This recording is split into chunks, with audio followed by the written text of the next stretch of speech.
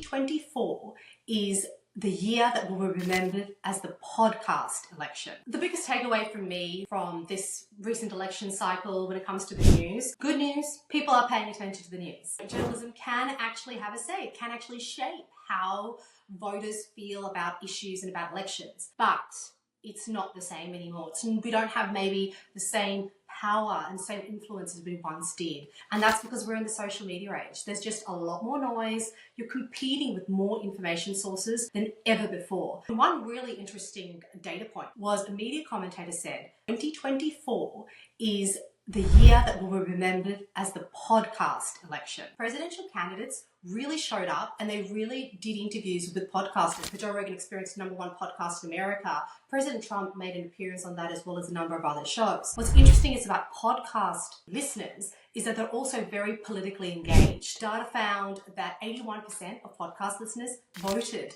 in the 2020 election. So that's probably the data point that those presidential candidates were looking at, and they're like, we're going to show up in every podcast. What's the takeaway? As a news professional, as a media organization, show up. You can't just stay on one platform. You can't stay on traditional media or social media. You need to be where your audience is so that you're getting the news, the facts, the information to them. People are listening, people are watching, you've got to be where they are.